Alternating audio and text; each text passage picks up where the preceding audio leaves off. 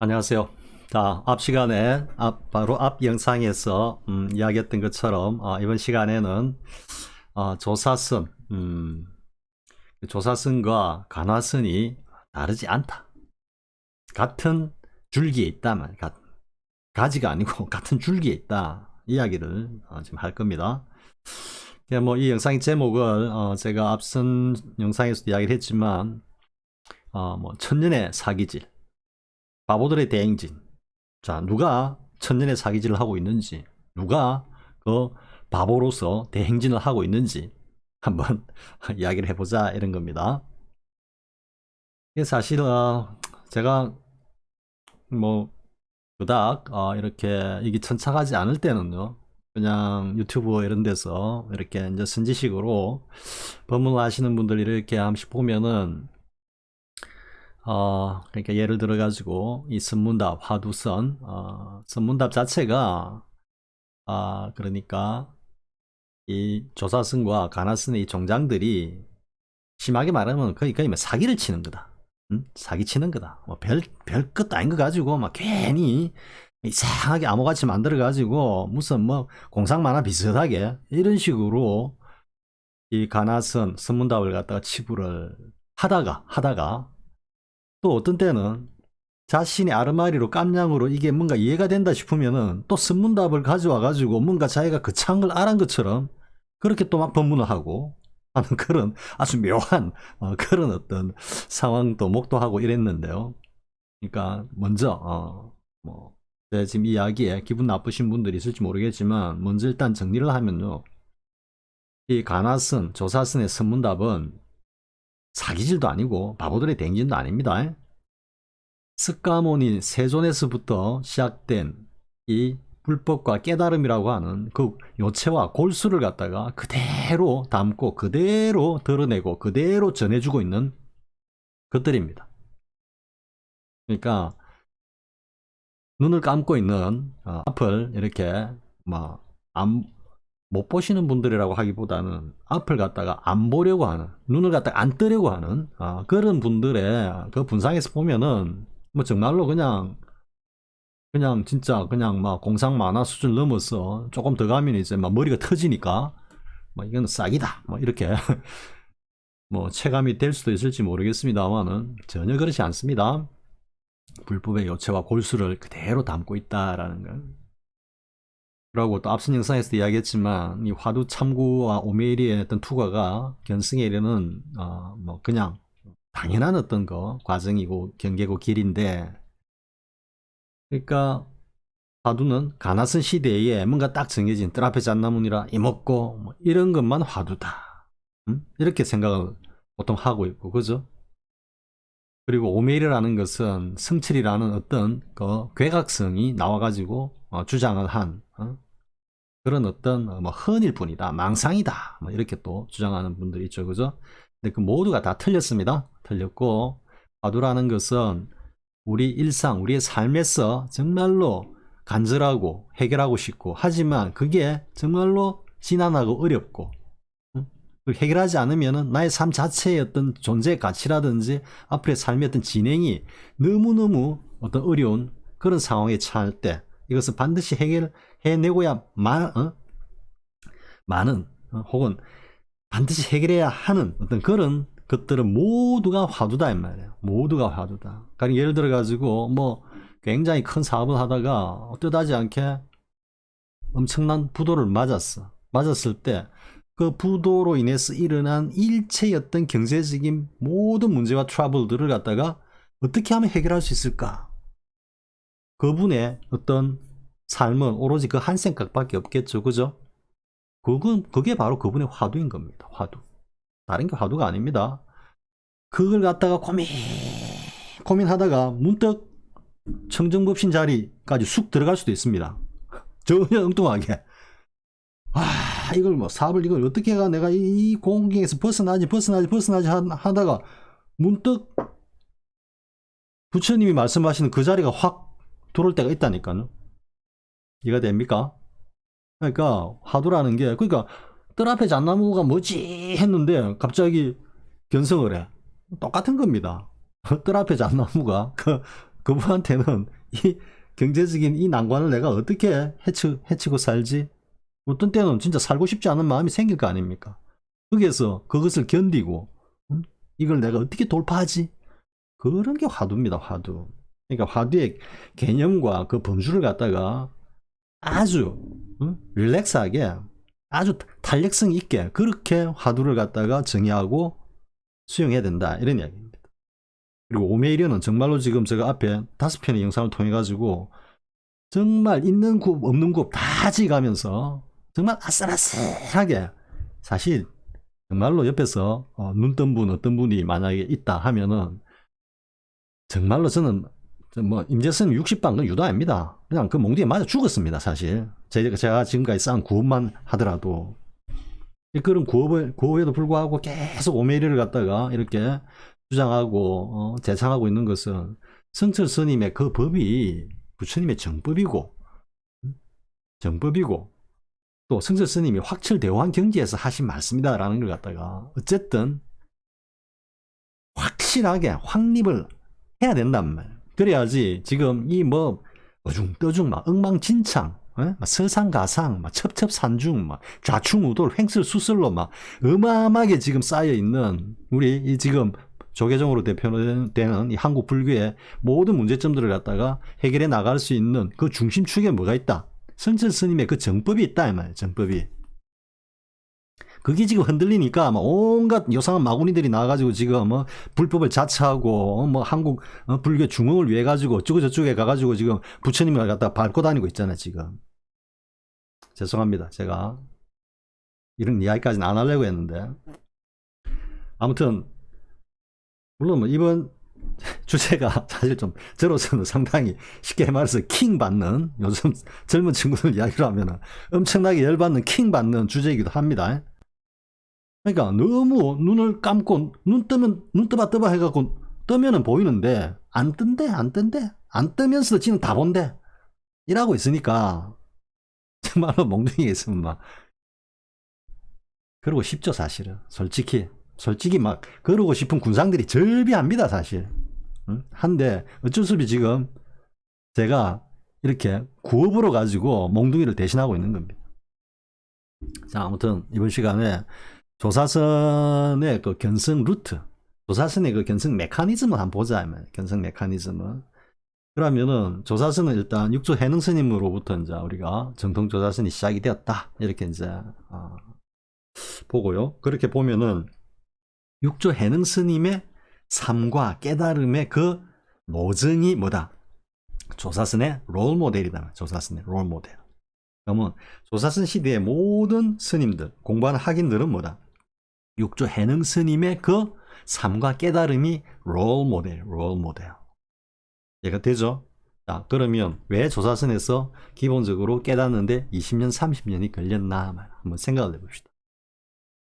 육조 해능 스님은 정말로 발심을 해가지고 깨달은 건 아니죠. 그죠?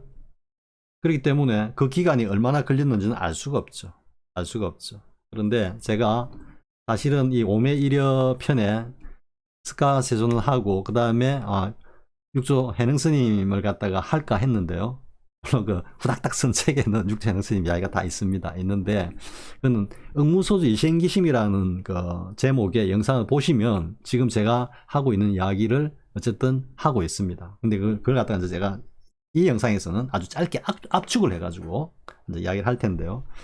왜냐하면은 육조 해능 스님도 견성했죠, 그죠? 그럼 뭐가 있어야 된다? 화두 참고가 있어야 된다. 화두 참고. 에이, 뭐 육조 해능 스님 무슨 화두 참고를 했어? 그냥 가다가 응무소지 생기심 하고 목탁 소리에 깨달았지.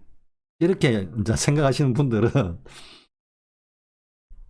쉽게 말해 기본이 안 돼 있는 거야, 기본이. 그러니까 막 운이 좋아가지고 혹은 뭐 숙생의 어떤 그 선업을 지어가지고 혹은 숙생의 공부로 인해가지고 그때 어떻게 시절 인이 닿아가지고 문득 깨달았다. 그거는 좀 교가적 입장이라든지 화엄경의 어떤 그 도리로 이렇게 보면은 뭐 그것까지 부인할 수는 없지만은요. 뭐 그럴 가능성은 충분히 있지만 아무튼 그렇게 깨닫는 과정에서도 화두 참구를 했단 말이에요. 그리고 5매 1의 경계를 거쳤단 말이에요. 자, 압축해서 제가 이야기합니다. 그럼 육재능 스님의 화두는 뭐였을까? 육재능 스님 자신의 삶이었다면 삶. 육재능 스님의 부친께서는 중앙 귀족 집안 출신이었고, 근데 영모의 이제 이야기가 이게 뭐 팩트인지 아닌지는 모르겠지만 이걸 이제 팩트라고 일단 생각을 하고 이야기해 보겠습니다. 영모에 휩쓸려 가지고 뭐 죽임을 당했다든지 아니면 저쪽 남쪽 지방 지금 육재능 스님이 홀로머니 모시고 살고 있는 그 지방으로 귀향을 보낸다. 귀향이라는 게 뭐 다른 게 있습니까? 수도에서 멀리 보내면 다 귀향이니까 어쨌든 멀리 보낸 거지, 멀리. 그런데 어쨌든 홀어머니니까 아버지께서는, 부친께서는 돌아가셨고, 그죠?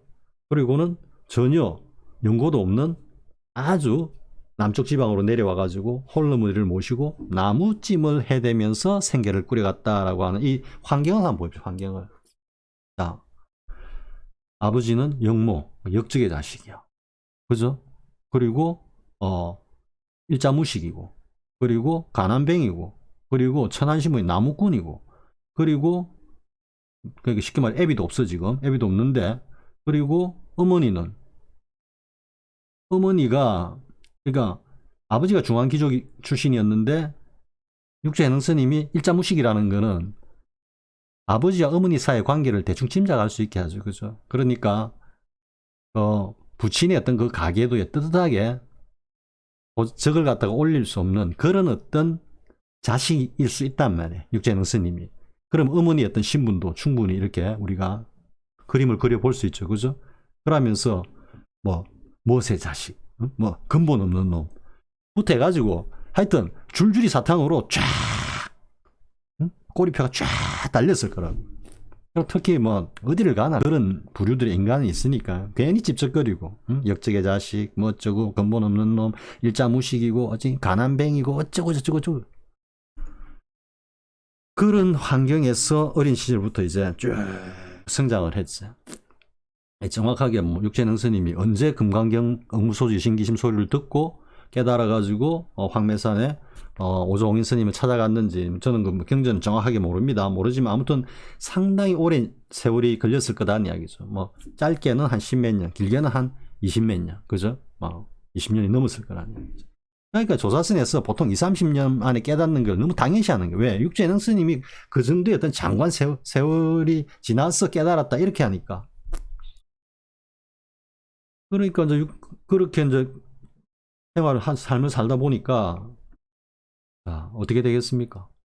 온갖 질시는 다 받아. 그러면 이제 막 한참 막 혈기왕성하고 이럴 때는 막 거기다 저항도 해보고 뭐 싸우기도 해보고 그러다가 막 흠씬 두들겨 맞고 예를 들어 가지고 나무찜을 갖다가 10찜을 해주는데 다 찜 값밖에 싹밖에 안 줘. 그게 왜 그러냐고 하니까 오히려 끌고 가가지고 두드리 패. 그 맞고는 길거리에 그냥 펄스 내버려졌는데 거기 앉아서 땅바닥하고 딱 마주하고 있는 자신의 그 처지라든지 이런 걸 한번 상상을 해보십시오. 그게 한두 번도 아니고 반복된다라는. 그러고 계속 모자란 녀석들이 말이지 손가락질하고 질시하고 그 재미로 살아가는 그런 인간들이 막 계속 해능 스님의 삶을 갖다가 정말로 질곡으로 몰아넣는다. 그렇게 한 그게 십몇 년 동안 쌓였다고 해보십시오.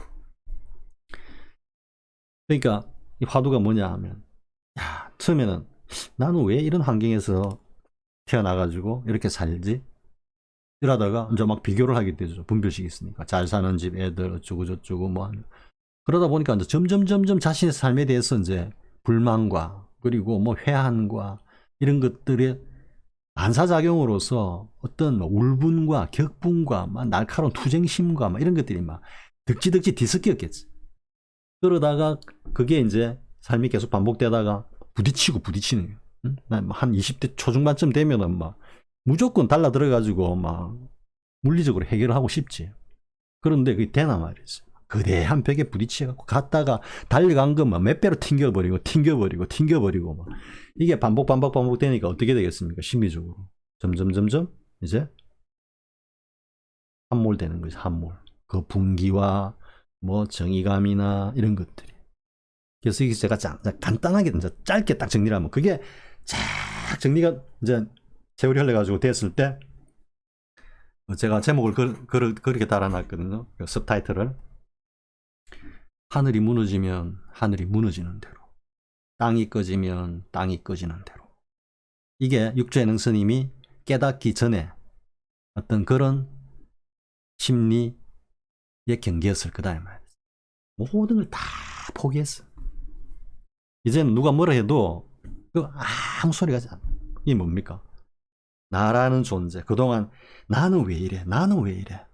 우리 어머니는 왜 이래? 우리 집은 왜 이래? 이걸 가지고 그렇게 투쟁투쟁을 하다가 결국은 이거 가지고 안 된다라는 걸 이제 확실하게 절감을 하는 거지.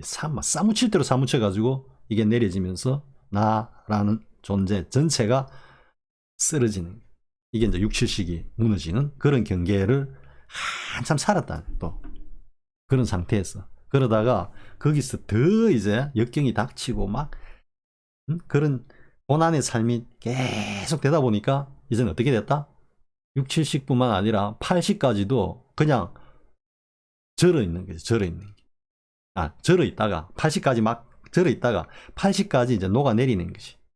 그러니까 이게 습이라는 게 아리아식이라는 게 뭐 이상한 요술쟁이 같이 그렇게 생각을 하는데 그게 아니고 우리가 지금까지 일반적으로 우리가 살아왔던 삶을 한번 생각해 보십시오. 그동안 겪어왔던 그런 어떤 성질의 것들, 그런 기질들, 그런 DNA들이 이렇게 쌓여 있는 거라고.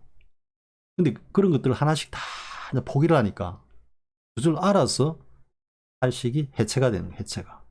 그러니까 제가 이제 주장하는 건 뭐냐면 응무소주 이생기심이라고 하는 그 금강경 소리를 딱 들을 그 경계에서 왜 그걸 듣고 곧바로 깨쳤느냐 하면은 육조해능 스님이 그 경계에서는 8시까지 녹아 있었다니까. 8시까지. 이해가 됩니까? 그렇다고 해갖고 6, 7식, 8식이 녹았다 해가지고 이게 뭐 완전 헛개비냐? 그건 아니지. 기본적으로 오온이 행하고 있는, 오온이 행해야 살림살이가 되니까 세상을 살아갈 수 있으니까. 그런데 그게 뭐다? 이 일체의 행들이 제 8식이 주제 하다가 8식마저 이제 녹아버리니까 뭐다? 모르고 있던 청정자승이 이 6식, 7식을 갖다가 주제를 하는 그런 삶을 살고 있다라는 거지. 이해가 됩니까? 그러니까 8식까지 그냥 다 녹아버린 거야. 녹아버리고 그냥 6, 7식은 삶을 살 때 그냥 청정자승이 끌고 다니는 거야. 청정자승이 끌고 다니는 거야. 그래, 그 경지에서 응무소주 이생기심이 딱 들어오니까 이미 텅 비어버린 완벽하게 공해진 육조해능 스님의 그 마음자리하고 응무소주 이생기심이라고 하는 부처의 마음에서 들려오는 그 말씀이 들어오면서 개합이 되면서 그냥 울리면서 하나네. 절마가 내내 이래 돼버린 거야. 그러니까 그 경계에서는 안 깨친다는 게 이상하죠. 이해가 됩니까? 왜 육조해능 스님이 그렇게 한 방에 그냥 완벽하게 확철되어 대오견성으로 갔는지. 거기서 육조단경에서 말하는 내외명철이 뭔 줄 압니까? 내외명철이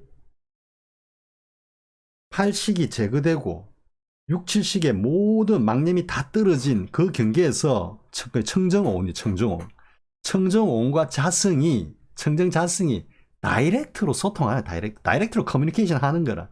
무슨 경계에 딱 닿으면은 이 오온이 해야 할 일을 청정자승이 그냥 끄집고 다니는 거야. 그러니까 그게 응무소주 이생기심이고 무념이고 수처작주 입처계진.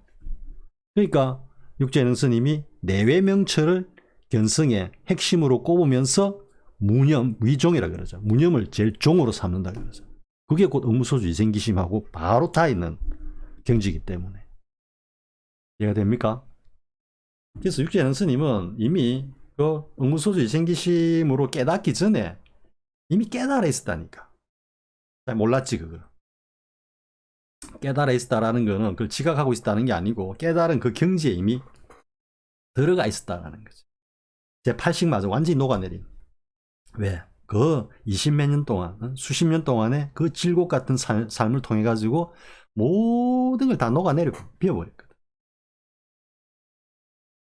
그렇기 때문에 우리가 보면 이제 뭐 암두 스님이라든지 아니면은 뭐 황백 스님도 그렇다고 그러는데 앙산 스님이라든지 하는 그 생이지지. 그 기록에 보면 성철 스님 말씀으로는 암두 스님 같은 경우는 견성의 그 시절 인연 에피소드가 없다 그러거든. 통경록이나 전등록에 이렇게 봐도. 그러니까 이거는 뭐 어디서 깨달았는지 모르겠지만 아무튼 깨달아가 나오는 분들, 뭐 이런 분들, 그런 분들은 육조행능스님 같이 그냥 한 방에 그냥 쑥 깨치버려. 한 방에.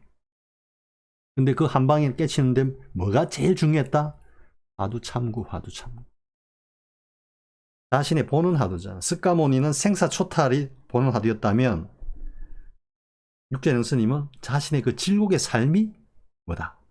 보는 화두였다. 이거는 이목구하고 받는 수지화두하고는 그 파워가 달라. 파워가. 그 사 올리는 정장하는 그 부피와 무게가 다르다니까. 정말로 막 크게 사배가 부도가 났어. 아, 살고 싶지 않다. 라는 그 경지에서 그 고민하는 그 무게를 한번 생각을 해보라고. 그 깎아 잘못하면 그냥 절로 넘어가 버린다니까. 그런 아슬아슬한 경계에서 생사에 딱 그러니까 뭔가 막 칼날리를 걷는다라는 그런 표현이 이제 그게 걸맞는 표현인데 삐딱하면 이제 떨어져가 죽는다 이거지. 공부의 과정을 오로지 칼날리를 걸을 뿐입니다. 효봉스님을 찾아뵙고 고암스님께서 뭐 이렇게 뭐 거량을 하면서 물을 때 그때의 경지는 어떠한 거라니까 뭐 고암스님께서 오직 칼날리를 갈 뿐입니다. 걸을 뿐입니다. 뭐 이런 식으로 이제 답했다라는 그런 이야기가 있거든요. 그러니까 이미 그 육조행능스님은 그 절대사 시절 인연이 딱 맞닥 전에 이미 다 그 자리에 들어 계셨던 거라. 그러니까 그게 가능한 거지. 그런 경계를 갖다가 해오점수에서는 15도 3사 단계에서 있다가 문득 맞네 이거네 이라고 있으니까 아는 입장에서 너무 참 그런 거지. 어떻게 보면 또 군소리를 하네요. 일단 얘기하겠습니다. 왜냐하면 해오점수가 자꾸 조사선을 예로 들어가지고 자기들이 조사선의 정통을 이었다고 자꾸 이야기를 하니까 육조행능스님 조사선의 시조인 육조행능스님의 깨달음은 그 경지에서 이루어진 겁니다. 한방에 청정법신에 들어가서 대원경지 가가지고 한방에 다 확실하게 투과한 거고, 해오점수는 지금 15도 3사 단계에서 지금 소 떼뱉기고 있는 그 경계라. 그런데 자꾸 해오점수가 자기 조사선의 정통을 이었다고 하니까 그러면서 안 되면은 그 조사선의 종장들하고 가나선의 그 명한 종사들이 주고받은 선문답을 갖다가 무슨 뭐 사기질이니 뭐 바보들의 땡진이니 뭐 이라고 있으니까 진짜 헛웃음도 안 나오지. 아, 이해가 됐죠? 그러면 왜 이제 조사선은 그렇게 오랜 시간이 걸렸냐 말이야. 하면 20, 30년씩 걸리냐 말이야. 네. 육조행능스님을 모델로 딱 하니까 뭐 20, 30년은 그냥 예사로 이제 생각을 하는 거지. 그러면 그 20, 30년 동안은 어떤 수행을 했을까 말이에요. 화두를 안 들었을까? 조사 스레이는 화두가 아닌가요? 부처란 무엇인가는 화두가 아닌가요? 조사 스레이가 뭘까? 부처가 뭘까? 다 화두인데 조사선 시대와 가나선 시대 차이점은 뭘까요? 가나선은 이 볼간자지만 이 간자가 간절할 간자거든. 간절할 간자. 풀이를 하자면 조사선 시대보다는 가나선 시대 종장들이 그 깨달음에 대한 어떤 그 열정이 간절했다니까. 사무치도록 간절했다니까. 고봉스님 같이, 고봉원묘스님 같이. 안 되면 내 죽어버리리라. 안 되면 나 죽어버리리라. 3년 딱 잡아놓고 법전스님 같으면은 올라가고 살 두세 가마 있는 거 혼자 살 두세 가마면 그래도 꽤 오래 드시잖아요. 많이 드시지도 않을 테니까 내 저거 다 먹을 때까지 견성 못하면은 1대4 못 이루면은 내가 확 죽어버릴 거다. 이런 각오. 간절해서 가났으니라. 간절해서 가났으니라. 그럼 조사선은 나도 참고를 해. 조사 스레이가 뭔지. 근데 이거를 가나선 같이 뭐 길게는 짧게는 몇 시간, 길게는 그 효봉스님이나 법전스님 같이 막 3박 4일, 막 7박 8일 앉아가지고 방석 뚫는 그런 참구를 하지만 조사선 시대 때 화두 참구는 어떻게 한다? 조사 스레이가 뭐지? 시간 나면 시간 나면 가서 일하다가 뭐 농사 짓다가 그때도 해야 되는데 그러니까 가나선에서는 울력을 하든 뭘 하든 멈추지 않고 계속 화두 참고를 해라 그러잖아. 그러면서 동정이려. 사실은 동정일에 들어가면서 이제 공부가 시작이 되는 거거든요. 가나선에서는. 승철 스님은 46일 만에 동정일에 들어갔다고 늘 자랑하신다 그러잖아요. 그 사실은 분별이 없으신 분인데도 그때 그 공부가 얼마나 환희심이 났던지. 응? 동정일에 내가 46일 만에 들어갔거든. 응? 뭐 내가 아나? 그래서 뭐 이렇게 자랑을 하신다 하거든요. 평소에. 자랑을 하셨다 하니까.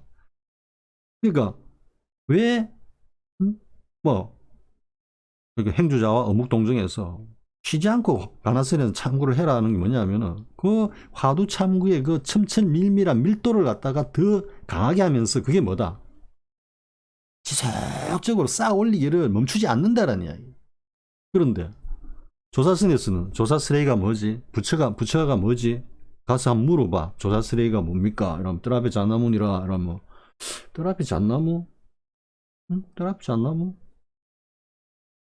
이렇게 일하다가 또 가갖고 부처가 뭡니까? 물어보. 부처 똥막대기니라 이러면 똥막대기. 그러다가 이제 가가지고 법문 듣고. 그러니까 완전히 그냥 방목을 해놓은 거지, 방목을. 응? 알아서 깨치라 이 말이야. 알아서 깨치라. 조사선 시대는. 가나선 시대는 알아서 깨치라가 아니야. 다 몰아놓고 몽둥이 들고 두드리 패가면서 이놈의 자식들 밥값해라 하면서 막 완전히 그냥 몰고 가잖아. 그 방편의 차이일 뿐이지. 화두를 든 건 똑같다니까. 근데 조사선 시대는 간절함이 없어. 그러면서 계속해서 이제 그 일상 생활을 통해 가지고 법문 듣고 심심하면 화두 참고하고 자기 할 거 다 하고 책 보고 싶으면 책 다 읽고 그 다음에 뭐 같은 도반들 하고 무슨 뭐 또 일이 있으면 거기 또 같이 했다가 뭐 행각도 했다가 그러다가 틈나면 심심하면 화두 참고를 해. 그러니까 이게 가나선 시대 때만큼 그렇게 돈발이 안 된단 말이야. 많이 쌓아 올려야 되는데. 무너질 때까지 쌓아 올려야지 되는데 조사선 시대는 쌓아 올릴 틈이 없어. 좀 하다가 보면은 다 무너져 내려와 있고 또 조금 막 뭐 좀 용맹정진 한다고 또 했는데 뭐 또 잊어버리고 한 며칠 동안 딴짓하다 보니까 또 다 내려와 있어. 다시 이야기하지만 그렇기 때문에 가나선에서는 그냥 용맹정진을 갖다 중요시하고 앉으나 서나 뭐 자나 깨나 어쨌든 계속 화두를 갖다가 수지해라 돌려라고 하는 이유가 거기 있다니까. 거기에. 이제 조사선은 그러면 물론 그 20, 30년 참고해가지고 뭐 심지어는 50년 이래가지고 그 소위 말해서 뭐 1500대중이 있었다. 1000명의 대중이 있었다 했을 때 그 중에 조사선 시대 몇 명이나 견성했을까요? 한두 명도 안 되거든. 그럼 전체로 보면 한 뭐 몇만 명에 한 명 정도 견성을 했지. 왜? 그렇게 느슨하게 하니까 20, 30년 동안 한다는 게 쌓았다 내려왔다 쌓았다 내려왔다 쌓았다 내려왔다 그러면서 이제 이게 쌓았다 내려왔다 하다 보니까 이제 조금씩 쌓여가기 시작하는 조금씩. 그러니까 가나선에서는 한 3년에서 5년 동안 쌓아 올릴 걸 조사선에서는 20년 30년 50년 동안에 겨우 쌓아 올린다.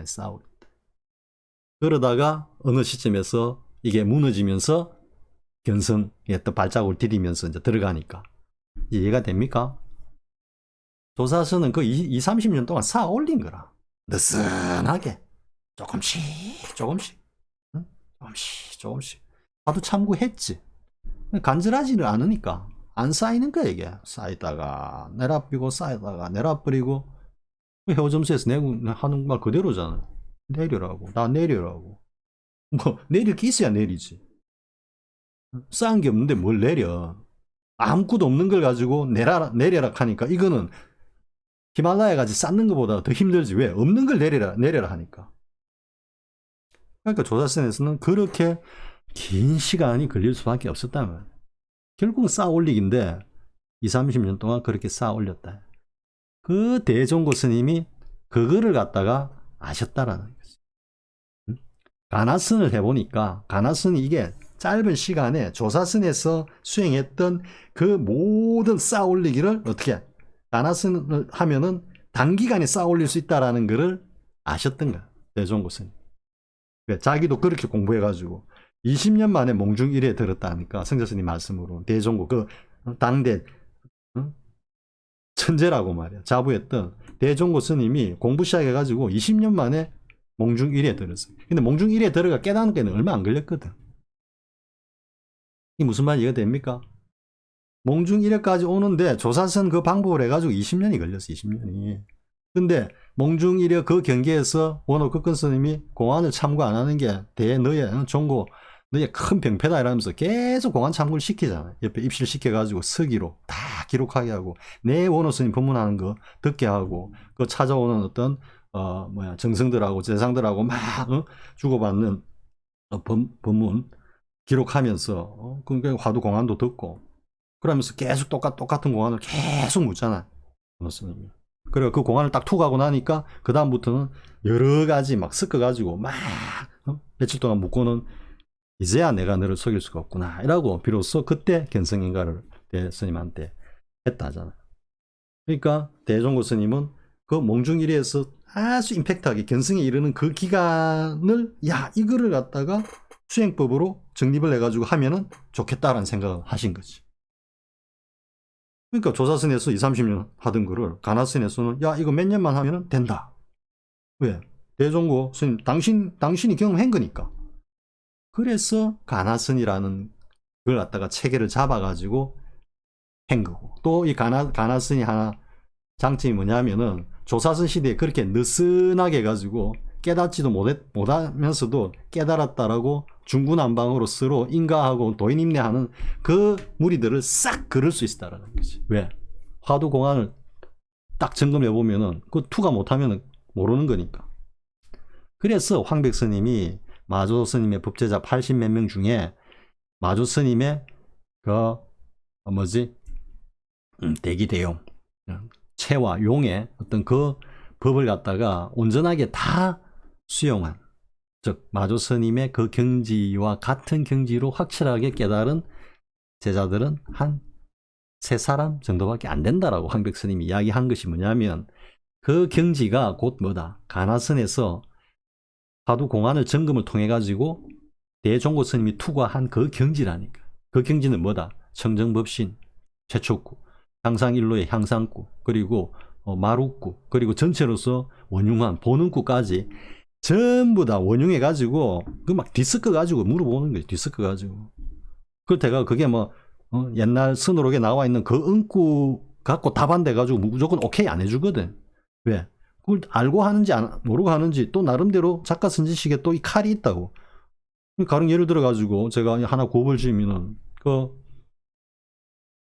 운문삼전의 제 척구가 뭡니까? 척구가 도가 뭔가 하니까 파랑스님 운문스님 물으니까 파랑스님이 눈 밝은 사람이 깊은 우물에 빠졌습니다 이랬잖아. 그럼 그거 대놓고 한번 일러봐라 이러면은 제가 같으면은 그냥 없고 또 없고 없는 것마저 없다 이렇게 딱 이러고 그다음에 거기서 또 물어보면은 또 그 자리가 간파가 되면은 그게 걸맞는 물음을 딱 하겠지. 근데 이제 그게 최초구라는 거 아는 어떤 이게 아르마리로 이제 하나 딱 들고 있는 양반이 와가지고 뜰 앞에 잣나무에 그 시를 갖다가 한번 일러보게. 눈 밝은 사람이 깊은 우물에 빠졌습니다. 옳거든. 왜? 최초구로 받아줬으니까. 거기서 끝나면 안 된다 말이야. 그럼 거기서 있다가 그래 그러면은 어떻게 나올 것인가 이렇게 물어봐야 돼. 우물에 빠졌다니까 어떻게 나올래? 딱 물어보면은 거기서 답 딱 하는 거 보면 이 녀석이 알고 하는 소리다 모르고 하는 소리다 바로 딱 감별이 되거든. 그러니까 어쨌든 무슨 이야기를 하다가 이래 됐지. 그러니까 화두 참고 지금 이야기를 하면서 여기까지 왔죠. 제가 앞에 이야기하고 살짝 끊겼다 하더라도 이해해 주시기 바랍니다. 제 주특기가 가다가 끊겨가지고 다른데 부쩍 뛰어가는 게 주특기이기 때문에. 그래서 아무튼 이 조사선의 그것은 그렇게 20, 30년 동안 어쨌든 느슨해가지고 그 세월이 쌓이고 하다 보니까 어느 순간에 이제 무너질 때쯤 되니까 무너진 거예요. 그러니까 영훈스님도 30년 동안 칼을 찾더니요 하고 복숭아꽃 보고 이제 하는 그게 그렇다라는 이야기예요. 이해가 됩니까? 근데 그거를 가나선에서는 압축을 했다면 압축을. 왜? 화두 참고. 그러니까 조사선에서는 이게 솔직히 황백스님 이야기 했죠. 그죠? 그러니까 마조스님의 법제자들 중에 앞에 영상에서 백장스님 이야기죠. 백장스님이 두 번째 와가지고 마조스님한테 어쨌든 그 향상일로에 확철대오를 하잖아요. 그러니까 그 이전의 단계, 드로리 공안 단계에서 좌복을 둘러매고 와가지고 막 주장자 들고 마조스님 앞에서 뭐 적차인가 이차인가 하는 그 경계, 그 경지에 머무른 마조스님의 법제자들이 수두룩하다는 이야기, 수두룩하다. 그건 괜찮아. 왜? 그건 그래도 청정법신의 경지를 요단했기 때문에 후학들을 제접을 한데도 엉뚱한 곳으로 이끌고 가진 않아. 왜? 청정법신 자리까지는 끌고 가니까 그 뒤에 향상 일로로 가는 거는 사실 그 스승이 마조스님이나 양기방해스님 같은 경우는 정말 친절하게 이끌어준 거고, 그 향상 일로로 가는 것은 그 청정법신을 요달한 그 경지에서 더 자신이 공부를 해가지고 투과를 한다고, 보통은. 아니면은 그냥 쉽게 말해서 법전스님이 이제 성전스님한테 인가받고 그 도서람인가 들어가가지고 10년 동안 그 오후 보림을 하잖아요. 오후 불행이라 그러는데 그 경계에서는 뭘 하냐면 청정법신을 요달했다면 청정법신이 향상일로에 공부를 하는 거라고, 거기서. 이해됩니까? 확철대오의 그 경지를. 아니면은 확철대오의 그 경지가 대사각화까지 투과를 했어. 근데 그 이상은 스승이 끌어줄 수가 없거든, 이거는. 그러니까 지금 마조스님이나 양기방해스님이 백장스님하고 백운순환스님을 끌어준 거는, 그거는 정말로 우리 뭐라 그럴까, 이게,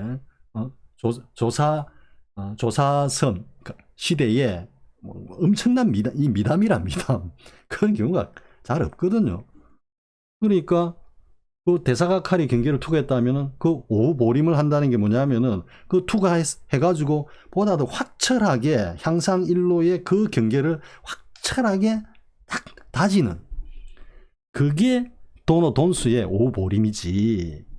해오점수의 오보림 뭐야? 3, 4단계에서 모구도 3, 4단계에서 뭐 이거 이래 사타가 뭐 몸뚱이 그대로 가만 안 놨다가 갑자기 뭐 이상하면 견성했네.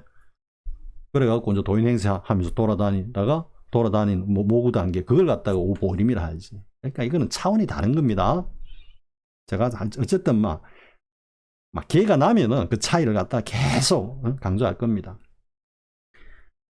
그러니까 조사선 시대에 소위 말해서 깨달았다라는 분들이 지금 가나스니 기준으로 보면은 과연 얼마나 되느냐 이거지. 확철대오한 분들이 그렇게 느슨하게 해가지고, 심지어는 5매 1의 경계도 모르면서 깨달았다고 조사 행세를 한 분들도 있고, 그런 분들이 선문염송이나 전등록 같은데 해놓은 응구도 있다 이 말이에요. 응구도 있다 이 말이에요. 그러니까 어떤 데는 보면은 뭐 무슨 소리 하는지 헷갈리는 그런 말씀들도 많이 있거든, 사실. 왜냐하면 대부분은 딱 그 자리에 비춰보면 이거는 이걸 말씀하시고 이거는 이걸 이야기했네. 조금 여기가 안 가는 것도 조금만 이렇게 비춰가 생각해보면 그래 이건. 근데 도통 무슨 말 하는지를 모르는 경우도 많거든요, 사실은. 도통 무슨 말 하는지. 그래서 어쨌든 조사선 시대에 그 깨달음의 정의를 하면은 20-30년 동안 육조해능 스님의 그 어떤 삶과 깨달음의 노정을 갖다가 롤모델로 삼아가지고 했는데, 문제는 육조해능 스님의 그 깨달음의 골수와 요체는 전혀 몰랐단 말이야. 어쩌면 육조해능 스님 자신도 몰랐을 수 있어요. 내가 왜 한방에 깨달았는지. 이제 지금 후학들이 제 같은 입장에서 이제 그걸 갖다가 왜 저랬지 하고 이제 깊이 생각을 해보니까 이럴 수도 있겠다라는 어떤 그런 생각을 하지. 육조해능 스님 그걸 너무 당연하게 생각하실 수도 있거든. 자신의 그 어떤 깨달음의 어떤 그 여정이. 그러니까 고민할 필요가 없지. 그러니까 만약에 이제 육조해능 스님께서 진짜 외람되이 제 같은 이런 어떤 생각을 하셨다 스스로, 내가 이렇게 한 방에 깨달은 걸 보니까 이렇게 해가지고 내가 정말로 그 어려운 삶 덕분에 깨달았네, 이렇게 만약 아셨다면 어떻게 하겠습니까? 과학들을 그렇게 지도를 했겠죠. 임팩트하게. 그럼 그게 곧 가나스니인 겁니다. 대선사께서 제창하고 정립한 그 가나스니입니다. 바로 그게. 그러니까 대스님께서는 육조해능 스님의 그 깨달음을 갖다가 어쨌든 유출을 해가지고 그것을 갖다가 보다도 압축적으로 효과적으로 효율적으로 방편을 갖다가 재창하신 거예요. 가나슨이라는 게. 그 가나슨의 골수가 뭐다? 간절함이에요. 간절함. 조사선 시대는 간절함이 없었단 말이에요. 간절함이. 뭐 육재능 스님 같이 저렇게 뭐 한 20, 30년 딱 살다 보면은 뭐 공부하다 보면 깨닫겠지. 그래가 몇만 명 중에 한 명 정도 깨달은 거예요. 그것도 확철되어인지 아닌지 모르는. 자, 됐죠? 그러니까 20, 30년 동안 느슨하게 쌓아올렸다. 그런데 가나슨에서는 그 20, 30년 걸리는 그것을 갖다가 3년, 5년 안에 임팩트 있게 압축해가지고 한다. 이런 이야기. 그러니까 실제로 정말로 최상근기라면은 가나슨에 했던 화두를 갖다가 참고를 해도 그렇고 참고하지 않고 가나슨에서 요구하는 그 수행 방편의 과정, 화두 참고를 하지 않고 자신의 일상생활에서 뜻하지 않게, 아까 이야기했죠, 그죠? 엄청나게 부도를 맞아. 근데 사는 것도 좀 고민해. 살지 말아삐까? 할 정도로 막 엄청난 어떤 그런 압박감. 있다가 한순간에 문득 어떤 인연으로 인해 가지고 문득 그 자리를 볼 수도 있다니까. 그런 경계도 있을 수 있다라는 거. 왜? 그거는 얼마만큼 자기가 화두로 삼고 있는 그것이 얼만큼 파워가 있느냐 말이야. 이 쌓아 올리는 데 있어 가지고 얼만큼 쉽게 말해 가지고 포크레인 중에도 막 그냥 막 하늘 대한구만한 포크레인이야 이거지. 막 그냥 집어 갖고 쌓아 올리고 쌓아 올리고. 그러니까 한순간에 왁 무너지면서 그 자리에 바로 들어갈 수 있다. 어쨌든 화두의 개념을 분명히 해야 된다. 화두라는 거. 자, 그래서 이제 그렇게 쭉 듣다가 법문 듣고 어쩌고 저쩌고 하다가 이제 이게 내려질 때가 됐어. 이제 뭐 슬슬 무너지기 시작하는 거지. 무너지기 시작하는. 하다가 어느 한순간에 와 무너지고 있는 그 단계에서 혹은 무너지기 직전에 어떤 조실 스님으로부터 한마디를 딱 듣는 거야. 그때 와 무너져. 그걸 이름하여 은하대오라. 은하대오. 그래서 조사선의 정통은 은하대오다. 은하대오. 말을 듣고 깨닫는다. 그러니까 수행하지 말고 화두고 그런 쓰잘데없는 거 하지 말고 수행 필요 없고 왔어. 그냥 법문 듣다 보면 문득 깨닫는다. 이거거든. 조사선을 갖다가 지금 정통 조사선을 자처하는 해오 점수들의 그 주장이 뭐냐? 은하대오다만 은하대오. 그러니까 꾸준히 법문 듣다 보면 어느 순간에 깨친다. 몇만 명 중에 그때만 해도 그때 정말로 지금 시대와는 다르게 그래도 맑고 깨끗하고 한 그런 어떤 뭐 삶이었는데, 그런데도 출가해가지고 진짜 1대4 해결하겠다고 결심을 하고 머리 깎고 나와가지고 공부한 사람들 중에 몇만 명 중에 한 명 깨달을까 말까, 그것도 확철되온지 아닌지도 모르는, 그게 그 깨달음의 경지인데 그걸 갖다가 세상살이 다 하면서 할 것 다 하고 하면서 뭐다 와서 법문 들으면 깨닫는다. 236 곱하기 100 하면 몇 년입니까? 한 2, 30만 년이면 모르겠어. 진짜로 그렇게 해가 깨닫는다라는 이야기. 그러니까 택도 없는 겁니다. 은하대오라는 것도 이게 잘못된 겁니다. 왜? 그게 무너질 때가 됐기 때문에 무너진 거지 말 한마디에 무너진 게 아니거든. 그러니까 어떻게 보면은 말 한마디가 거기다가 숟가락을 얹은 것 뿐이라고. 숟가락을 얹은 것 뿐이라고. 이해됩니까? 한번 볼까요? 자, 임재스님 한번 봅시다. 임재스님 어떻게 계셨습니까? 황백스님의 그 고구정령한 60방, 그게 막 쌓이고 그게 화두가 돼가지고 그게 일순간에 폭발하고 완벽하게 해체가 되면서 깨달음이 이르렀죠. 근데 그게 대우스님이 야 이놈의 자스가 어쩌고저쩌고 한마디 거들었거든. 그러니까 봐라, 대우스님 말 한마디에 임재스님이 깨달았다 이래 되는 거야. 그러니까 이 은하대오다 이라거든. 조사스네. 웃기는 소리. 내가 앞 영상에서도 강조했죠, 그죠? 철저하게 사무친 화두 60방 왜 때렸을까? 석 달 동안에 그 용맹정진에 가까운 끊임없는 화두 참고, 그게 터지기 일보 직전에 대우스님 말 한마디가 바늘을 그냥 슬쩍 찌른 것도 아니고 슬쩍 긁었지. 그런데 막 빵 터져버린 거야. 이게 은하대오입니까? 그러니까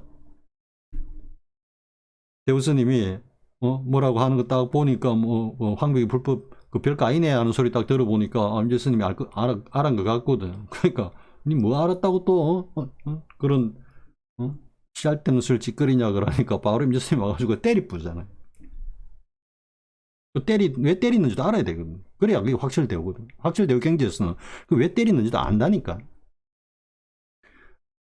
그러면 조사선의 은하대오 주장에 따르면 뭐다? 임재스님은 대우스님 말 한마디 깨쳤어. 그럼 대우스님 제자가 돼야지. 근데 대우스님이 내 스승은 네가 아니다. 황벽이니까 황벽한테 가라 그러잖아. 이걸 뭐라고 설명할 거라. 이게 은하대오인가? 그냥 숟가락 하나 얹은 겁니다. 대우스님이 임재스님 딱 깨달을 때 그 숟가락 하나 얹은 겁니다. 대우스님이 다른 어떤 선으로게 나오는지 모르겠는데요. 고산 대우스님인가? 아마 그럴 텐데. 실제로 대우스님이 알려진 거는 지금 임재스님이 이게 깨닫는 시절 인연 이 일화 때문에 지금 저도 대우스님을 알지 그 외에는 대우스님이 어떤 스님이 몰라. 자, 그 다음 또 뭐예요? 덕산스님. 덕산스님도 은하대옵니까? 덕산스님도 쌓일 대로 쌓였죠. 그죠? 어마어마하게 쌓였는데 그 영남스님이 딱 취모금을 꺼내가지고 정말 제가 뭐 그 책에도 그래 이야기했지만 조사선의 시대에서 역대 가장 훌륭한 취모금을 하나 꼽아라 그러면 저는 용담 숭신스님의 이 덕산스님을 깨치는 이 수담방편 이걸 최고로 꼽습니다. 최고로. 정말로 이게 만약에 계획이 돼가지고 물론 설계가 돼 있었을 겁니다. 아마 저 녀석 이렇게 해가지고 이렇게 해가지고 어쨌든 한방 미겨가지고 정신 번쩍 들게 해야 되겠다. 용담 스님이 딱 했죠. 그러면서 그 깜깜한 밤에 제가 얼마 전에 어제 밤인가 승철 스님 그 법문이 있더라고요. 그거를 보니까 승철 스님도 저하고 똑같은 말씀을 하시더라고요. 뭐냐면은 그냥 노파를 떠나갖고 바로 입시된 게 아니고 한참 있다가 용담 스님을 찾아뵙고 한참 있다가 입시를 시켰고 그리고 그 입시를 시켜놓고는 앉히지도 안 하고 계속 옆에 세워두었다 하더라고요. 제 이야기 그대로 하시더라고요. 승철 스님이. 맞는 거예요. 그게. 왜? 그렇게 해야지 화두 돈발을 시키거든. 덕산 스님으로부터 하여튼 초긴장 상태로 만들어야 돼. 그거 불러갖고 그냥 같이 퍼즐 앉아가지고 차나 마시고 이러면 아무것도 안 되는 거라. 그러니까 뭐 덕산 스님, 영남 스님이 딱 이거 나중에 이제 깜깜한 거다 불 딱 종이 말하고 불 딱 붙여가지고 딱 건네 주는 거 덕산 스님이 받으려니까 훅 불을 껐잖아. 절묘해. 진짜로 절묘하거든요. 그게 그림을 그려보면 그 소위 말해가지고 우리 그런 경험을 해보신 분들 제가 이렇게 말 못하고 있는 그 사정을 알 텐데 정말로 그 용남 스님의 어떻게 그렇게 그 설계를 할 수 있는지 진짜로 정말 대단하다. 그럼 덕산 스님이 용남 스님 말 한마디에 깨쳤습니까? 자, 불 여기 있네. 이 소리에 깨쳤습니까? 불이 꺼지면서 깨달았거든. 확철되고 했거든요. 그 은하대오 아니다 말이야. 임재도 은하대오가 아니고 덕산도 은하대오가 아니라 조선시대 때. 조사선 시대 때. 자, 그 다음 또 보겠습니다. 영운도화. 영운스님. 30년 동안 칼을 찾는 이여. 드디어 복숭아꽃을 보고 난 뒤에는 이제는 의심하지 않는도다. 뭐 이런 오도성을 지었잖아요.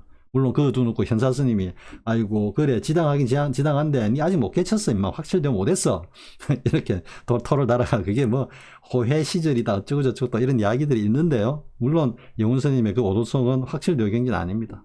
그 뒤에 이제 경허 스님이 참고했다라고 하는 뭐가 있습니까? 여사미거 마사도래 낙의 일이 가지 않았는데 말의 일이 오는도다 이래 되거든. 이건 이제 향상구입니다. 향상구.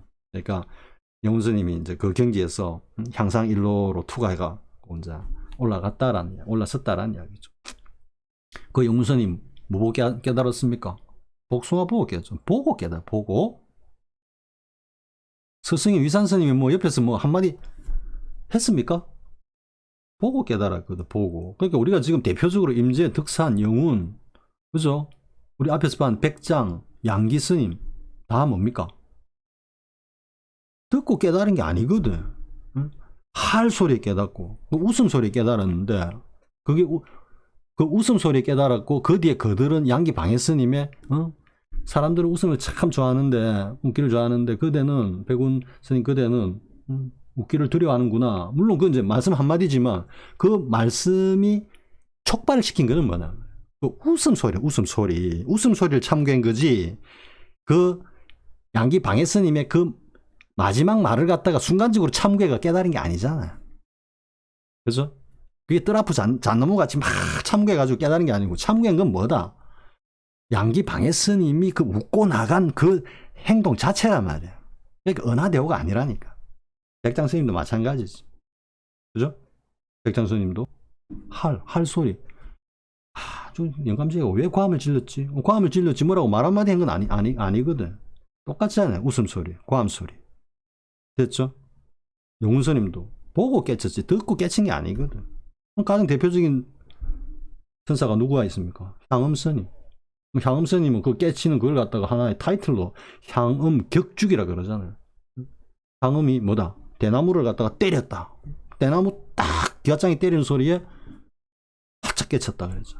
그 뒤에 이제 오도선 가지고 점검하러 온 ang산스님하고 두 번째 개송했어요. 나에게 하나의 깃털이 있어. 눈을 끔뻑이면 내 보였는데 알아차리지 못하면 네가 삼이야 임마. 뭐 이런 식으로 ang산스님한테 막 이게 확 화풀이하는 듯한 어떤 그런 느낌의 두 번째 오도성을 따가니까 ang산스님이 아이고 우리 향음사제가 도사선까지 깨쳤다. 이제 향상일로 향상구의 도리를 깨쳤다. 이런 이야기거든. 근데 아까도 이야기했지만 청정법신 청정열애선의 그 경지를 했으면은 이게 그 백운수단 스님 같은 저런 특별한 케이스가 아니면은 이게 저절로 뭔가 그 오후 보림하는 기간 동안에 돈발이 되면서 향상일로로 나아간다니까. 그러니까 반산보적 스님이 그렇게 이야기하잖아요. 향상일로라는 것은 일천 승인도 전하지 못하는데 일러주지 못하는 건데 그것을 잡으려고 하는 학인들의 모습이 마치 물가에 어린 달을 갖다가 건져내려고 하는 것과 같아 이렇게. 그러니까 바깥에서 뭔가 집으려고 하면은 안 된다 이 말이에요. 왜? 어떻게 보면 지천에 늘려 있거든. 제가 그렇게 이야기했잖아요. 손 뻗으면 손 뻗는데 발로 참 발 닿는데 보면 보는 곳에 어느 한 곳에 향상일로의 도리가 없는 곳이 없단 말이에요. 지천에 늘려 있어. 근데 그걸 갖다가 알려면은 청정법신을 완벽하게 요달해야 되거든. 그렇게 자연스럽게 이어지게 되어 있어. 근데 그걸 갖다가 이제 백운수단 스님의 그 경지를 어쨌든 빨리 끌어올리려고 하는 양기 방해 스님의 그 한바탕 웃음소리, 양기 일소가 그래서 있었다라는 거죠.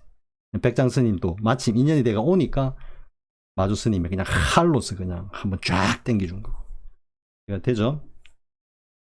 그러니까 향음 스님도 은하대오가 아니라 그럼 다 뭐다? 임재스님, 덕산스님, 영훈스님, 향음스님, 백장스님, 양기스님 다 뭐다? 화두참구와 쉽게 말해서 무너지긴 오매일의 경계를 거치면서 다 확철대오를 하신 거지. 조사선 시대가 은하대오가 아니단 말이야. 뭐다? 화두참구와 오매일의 경계를 거치면서 다 견성에 이르렀단 말이야. 그것의 골수를 갖다가 압축한 게 가나선이다 이 말. 가나선. 이해가 됩니까? 설봉스님이 그나마 은하대오라고 할 수 있을지도 모르지. 네, 설봉스님이 이제 동산스님을 뭐 8번 참방하고 덕산스님을 갖다가 뭐 3번인가 뭐 참방하고 이래가지고 어쨌든 공부 열심히 하기로는 조사선 시대 넘버원. 그러니까 뭐 거의 넘버원을 다투는 설봉스님인데 그렇게 하는데도 안 돼. 안 돼. 근데 암두스님은 생이지지라. 벌써 이제 깨닫고 나와가지고 뭐 덕산스님 뭘 어떻게 만나는지 모르겠지만 덕산스님 회화해서 괜히 덕산스님 보고 쿡쿡 찌르자는 게 덕산 탁바라 보면 마루구도 모르는 영감제 예사고 뭐 이러잖아요. 그죠? 그런데 이제 암두스님하고 이제 같이 오산을 지나다가 그러니까 그때는 암두스님은 뭐 확철되어 했기 때문에 늘 뭐 자고 뭐 일이 없어. 솔직히 무학도인이니까. 근데 설봉스님은 막 부글부글 타고 있는 거지. 더더욱 사형사제지간 암두스님은 확철되어 해가지고 뭐 스승인 덕산스님을 갖다가 그냥 막 뭉개고 하는데 자기는 아직 그 영문조차도 모르겠거든. 옆에 보고 있으면. 그러니까 얼마나 이게 속이 타겠어요. 그러니까 뭐 속효심도 올라오고 막 분심도 올라왔을 거고 막 어쨌든 막 빨리 이걸 내가 해내야지 막 그러니까 이제 틈만 나면 암두스님한테 이제 묻는 거지. 공부했던 그 경지도 그렇고 자기가 좀 알았다 싶으면 자랑도 하고 싶고 막 이런 어떤 심리였겠지. 암두스님은 어쨌든 뭐 사형사지지가 아니니까 답답한 그 측면도 있고 뭐 이러다가 그래 이제 한 번 오산을 지났는데 뭐 큰 눈이 와가지고 뭐 못 가고 이제 죽치고 앉아가지고 그게 뭐 동굴이었는지 어떤 주막이었는지 모르겠지만 아무튼 거기서 뭐 하는데 이제 설봉스님이 공부 이야기를 하잖아요. 득산 늙어이가 말이야. 방망이를 한번 때 맞았는데 그때 밑둥이 쑥 빠지는 것 같았다. 밑둥이 쑥 빠지는 거는 5매 1의 경계로 들어가는 어떤 그런 경계라 그랬죠. 그죠? 그래서 그 해오 점수에서는 그게 확철 대오의 경계라고 다들 춤추고 난리 나는 경계입니다. 그게 밑둥이 쑥 빠진다는 느낌이. 밑둥이 쑥 빠졌다니까. 그러니까 지금 이 경계에서는 그 경계보다 깊어졌다고 보면은 그때 이제 덕산 스님한테 한 방망이를 맞을 때 뭔가 5매 1의 경계로 이렇게 쑥 발을 들이는 그런 느낌이었을 거다는 이야기지. 그러면서 이제 그때 이야기를 하니까 그럼 5매 1의 경계에서 아직 숙면 1회로 못 들어갔든지 어떤 숙면 1회에 그러니까 숙면 1회를 지나 성묘 경계로는 아직 못 들어갔을 수 있었거든. 들어갔을 수도 있고. 그러니까 이제 그 이야기 끝에 암두 스님이 설봉 스님 보고 설봉 사제 바깥에서 들어온 남의 살림은 내게 아니단 말이야. 덕산 스님한테 한 방 맞은 거 밖에서 들어온 거죠. 그건 네 살림이 아니다. 모름지기 나로부터 흘러나와가지고 산하 대지를 덮어야지.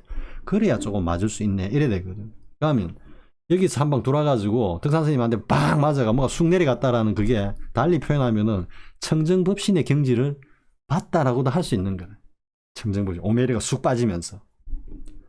그러면 거기서 이제 근데 그 청정법신의 경지를 보았어. 예를 들어서 설봉 스님이. 그런데 확철대오는 아직 못했거든. 그러면 덕산 스님하고 같이 이렇게 있을 때 입실에 가 있든지 이렇게 할 때 암두 스님하고 덕산 스님하고 뭔가 막 선문답을 나눠. 그런데 두 분은 잘 서로 막 어떤 데는 막 멱살도 잡고 어떻게 해가 막 커뮤니케이션이 되는데 설봉 스님은 보고 있으면 몰라. 왜? 확철대오를 못했기 때문에. 청정법신의 경지가 아닌 항상 일로의 경지에서 서로 문답을 주고받을 때는 모르거든. 까맣거든. 이해가 됩니까? 그러니까 설봉 스님 입장에서는 도대체 이게 뭐냐 말이지. 그러니까 안으로 엮이는 다 이었단 말이야. 모든 게 만법 귀일이단 말이야. 모든 게 텅 비었고 색즉 시공이고 다 들어왔어. 근데 이게 공즉시색으로 다시 밖으로 살림살이를 펼쳐야 되는데 이 도리를 모르는 이 도리를 밖으로 펼치는 도리를 설봉 스님이. 그러니까 이제 거기서 암두 스님 이 말 한마디에 설봉사제 모름지기 밖에서 들어온 남의 살림은 내게 아니란 말이야. 모름지기 안에서 나와가지고 나한테로부터 비롯되어서 산하대지를 덮어야 그래야 비로소 좀 맞다 할 수 있는 이 소리에 비로소 그 나에게서 나와서 산하대지를 덮는다는 이 은구에 설봉 스님이 눈이 확 열린 거지. 아하 그런 거구나. 그래가 그것을 이제 감격을 해가지고 암두 스님한테 막 돈수 100배 절을 하면서 사형의 이 은혜는 정말 백골난망이다 하면서 드디어 이 설봉이 여기 오산에서 도를 잃었다. 그렇게 어렵게 힘들게 공부를 했기 때문에 뭐다 제자들을 많이 제접할 수가 있지. 왜? 자기가 겪어온 많은 그 루트, 단계, 경계들이 훤히 보이잖아. 문스님, 장경스님, 보복스님, 또 뭐 취암스님, 당대 그 기라슨 같은 종장들이 딱 있는데 왜 그렇게 많이 모여들었을까?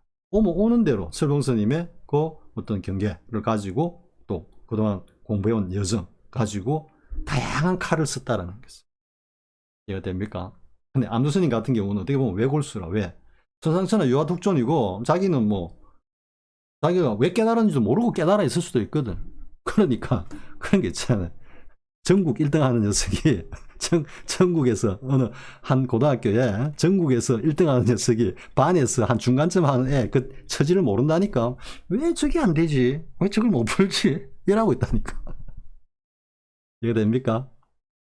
그러니까 이건 이제 잠깐 다른 이야기를 하면 마라도나나 요한 크루이프는 좀 다른데 축구 저도 뭐 축구 채널을 갖다가 사실은 지금 이제 다시 하려고 하는데요. 한 2만 넘어갔다가 뭐 저작권 클레임 때문에 한 지금 두 번째 지금 구독자 2만만 넘어가면은 뭐 그냥 클레임 들어오고 이러는데 조심을 한다 해도 막 완전 저인망식으로 그물을 쫙 깔아놔가지고 피해간다고 했는데도 드득 걸리더라고 나중에. 그러니까 딱 한 2만점 되면 이제 아 조금 양털 깎기를 해도 되겠다 싶으니까 그때 이제 클레임 걸어가지고 유튜브에 정책 악용해가지고 경고 날리고 경고 3번 딱 먹으면은 바로 그냥 뭐 구독자 몇십만짜리도 그냥 날아가 버리거든요. 계정이 해지가 돼버려. 그런 어떤 제3자의 정책을 악용해가지고 자신의 그 비즈니스 모델을 구축하고 있는 그런 곳들이 있단 말이에요. 사실 그 소송 가면은 걔들 못 이깁니다. 그게 법률적으로 뭐 신의성실의 원칙이라든지 당사자 해결의 원칙이라든지 이런 데서 다 어긋나 있거든요. 한번 해버릴까 하다가 아이고 그런 데까지 뭐 에너지를 소모할 거 있나 다시 그냥 지압버리고 새로 하면 되지. 구독자 2만 날리고 2번째 날리고 지금 새로 하고 있습니다. 궁금하신 분 댓글 달면은 제가 주소를 갖다가 제 채널을 갖다 소개를 하겠습니다. 뭐 한다고 지금 이야기하다가 이렇게 왔죠. 그래서 아무튼 슬봉스님이 그렇게 이제 깨달았다 하면은 그거는 은하대오다고 할 수도 있겠죠, 그죠? 근데 엄밀히 보면은 뭔가 그 어떤 화두로서의 어떤 작용을 해가지고 슬봉스님을 딱 깨닫게 한 건 아니지. 왜? 화두는 이미 슬봉스님이 그렇게 오랫동안 축적이 돼 있었대. 축적이 엄청나게 축적이 돼 있었지. 그 동산스님 8번, 덕산스님 3번 이렇게 막 왔다 갔다 하면서 참방을 하는 그때 막 엄청나게 쌓여 있었죠. 쌓여 있었죠. 그 자리를 갖다가 이제 암루스님이 무너질 수 있도록 팍 건드려 준 거예요. 이래 보면은 임재, 덕산, 영운, 향음, 백장, 백장, 그 다음에 또 뭐야, 백운, 설봉, 조사선 시대에 그 쟁쟁한 대종장들이 은하대오 한 사람이 없어요. 조사선 시대에 다 화두 참고해가지고 오매이려 투가하면서 견성에 이르렀지 은하대오 한 사람이 없다니까. 내가 보기에는 그 은하대오라는 거는 배우 점수의 어떤 잘못된 병폐라. 왜? 이런 경계에서 깨닫는 게 아니고 그냥 이렇게 있어. 뭐라고 좀 궁금해가 있어. 응? 15도 3사 단계에서 뭔가 뭐 좀 참선한다고 가만 앉아 있으면 뭔가 조금 다른 것 같고 왜? 다르지. 움직일 때보다 앉아 있으면 다를 수밖에 없거든. 뭐 한두 시간, 뭐 3시간 이래 앉아 있으면 이미 이제 온의 체계가 평상시하고 다르게 이렇게 움직이면 작동을 한다고. 그러다가 문득 이상한 경계 하나 딱 부딪히는데 그걸 갖다가 이제 견성했다 이러는데 그 뭐냐 하면은 법문도 앉아 있어 이렇게 있다가 그러다가 뭔가 자기가 고민했던 거를 갖다가 그 법문하는 선지식이 그 이야기를 툭 해. 그러면 그게 가슴으로 딱 들어오면서 아 맞다. 그래 저거네. 이걸 은하대오로 한다니까. 이걸 은하대오로. 아닙니다. 그러니까 은하대오라는 이 은구 자체가 조사선 시대하고는 안 맞단 말이야. 안 맞단 말이야. 그러고 그 은하대오 말 한마디에 너가 해촌이라 해가 깨달았다 하는데 그 경계가 확철대오인가 그건 진짜 의심스럽거든. 그냥 그동안 자기가 뭔가 의문으로 품고 있었던 그게 뭔가 이렇게 이해가 됐다 이 정도지. 그 너가 해촌이라 그 소리에 뭐 그냥 막 완전히 온이 개공되면서 청정보신 그 자리로 확 드러났다? 모르지. 뭐 그 화두 참구를 갖다가 한 30년 이상 해가지고 정말 터지기 일보 직전까지 갔다면 너가 해촌이라는 그 말 한마디에 해초 스님이 그냥 확실대오 했을 수도 있겠지만 그러니까 은하대오라는 것은 조사선 시대의 시그너처는 아니다. 시그너처. 오히려 여전히 화두 참구와 오매일의 투가가 조사선 시대의 견성의 시그너처였단 말이에요. 그걸 다시 한번 강조하지만 가나선으로 대종고 스님이 체계를 정립해가지고 재창하고 선양했단 말이에요. 이해가 됩니까?